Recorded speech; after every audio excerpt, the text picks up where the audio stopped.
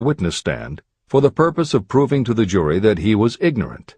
They asked Mr. Ford a great variety of questions. All of them intended to prove that while he might possess considerable specialized knowledge about manufacturing automobiles, he was in the main ignorant. Mr. Ford was asked such questions as, who was Benedict Arnold, and how many soldiers did the British send over to America to put down the rebellion of 1776? In answer to the last question, Mr. Ford replied, I do not know the exact number of soldiers the British sent over, but I have heard that it was a considerably larger number than ever went back. Finally, Mr. Ford became tired of this line of questioning.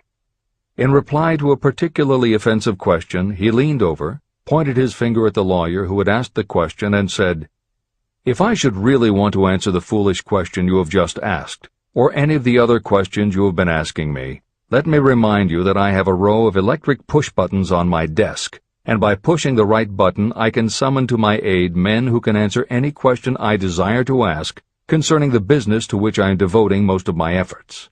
Now, will you kindly tell me why I should clutter up my mind with general knowledge for the purpose of being able to answer questions when I have men around me who can supply any knowledge I require?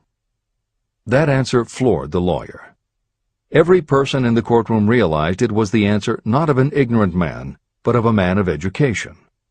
Any person is educated who knows where to get knowledge when they need it and how to organize that knowledge into definite plans of action.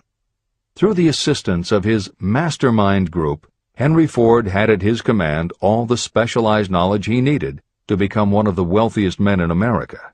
It was not essential that he have this knowledge in his own mind. You can get all the knowledge you need. Before you can transmute your desire into money, you will require specialized knowledge of the service, merchandise, or profession that you intend to offer in return for fortune. Perhaps you may need much more specialized knowledge than you have the ability or the inclination to acquire. If this is true, you may bridge your weakness through the aid of your mastermind group. The mastermind is defined as coordination of knowledge and effort in a spirit of harmony between two or more people for the attainment of a definite purpose. The larger meaning of the mastermind group is explained in greater detail in later chapters. Editor's comments. After reading Hill's definition of the mastermind, many people may assume that he is describing teamwork. That would not be correct. The following explanation is adapted from the Napoleon Hill Foundation's book, Believe and Achieve. Teamwork can be achieved by any group, even one whose members have disparate interests, because all it requires is cooperation. In teamwork, people might simply be cooperating because they like the leader or out of a sense of duty. Some team members will give 100% to any team that pays them enough, but they have little concern about the objective. And sometimes there is good teamwork because different members have different agendas. A board of directors may disagree, even be unfriendly, and still run a business successfully.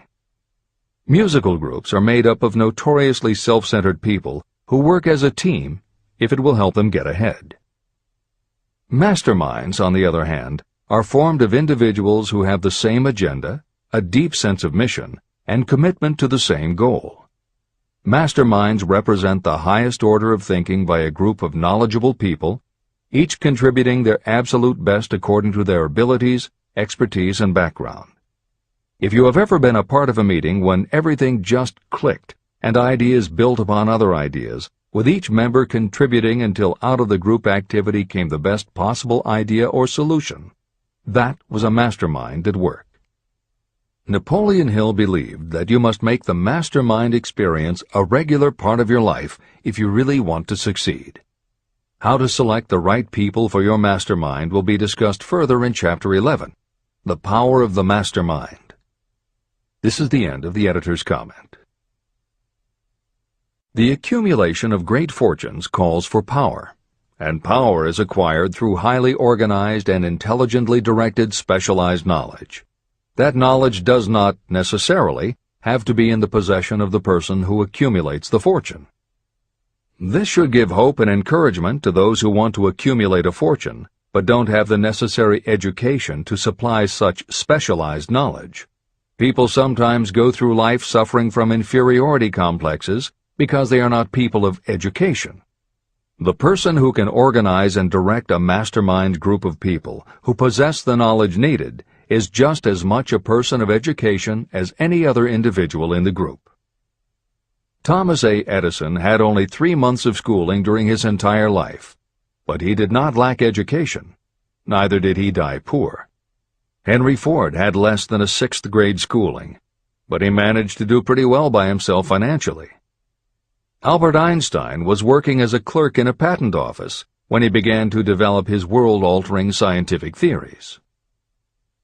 Editor's comments. Had Einstein been born today, he might have been diagnosed in his early years as having attention deficit disorder. As a child, he was slow to learn to talk.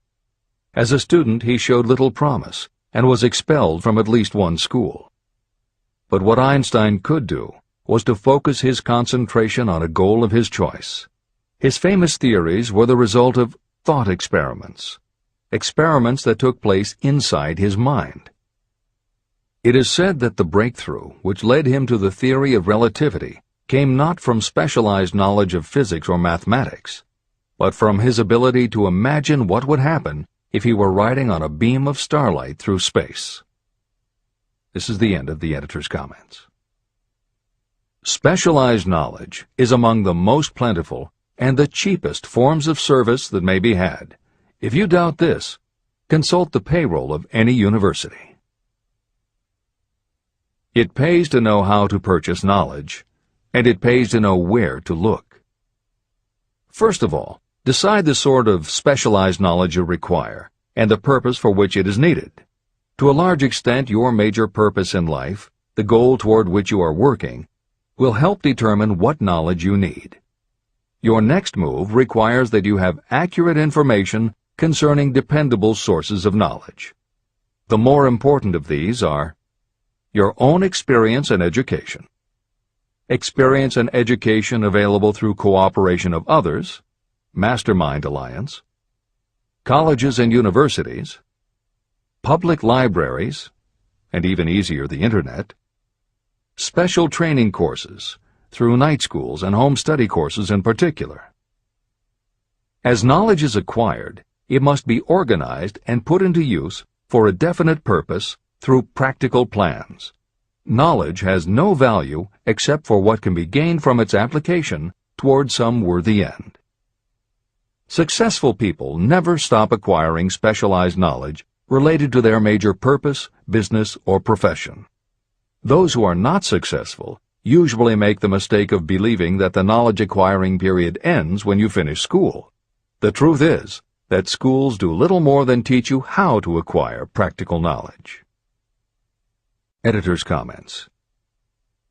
At this point in the original edition of Think and Grow Rich, Napoleon Hill included a newspaper story about education and job opportunities. Although the contemporary job market has changed considerably, the author of the article, Robert Moore, Director of Placements at Columbia University, made some comments that are perfectly aligned with the philosophy of Think and Grow Rich and are still holding true today. One such comment was, "The man who has been active on the campus, whose personality is such that he gets along with all kinds of people, and who has done an adequate job with his studies, has a most decided edge over the strictly academic student." One of the largest industrial companies, the leader in its field, in writing to Mr. Moore concerning prospective seniors at the college said, "We emphasize qualities of character, intelligence, and personality far more than specific educational background." Although few would argue that education is valuable, as Moore implies above and as Hill noted earlier about Edison, Ford, and Einstein, academic accomplishment has never been a sure indicator of success. The October 27, 2003 issue of Time magazine made a similar point in their cover story about the changes being made in the SAT exam.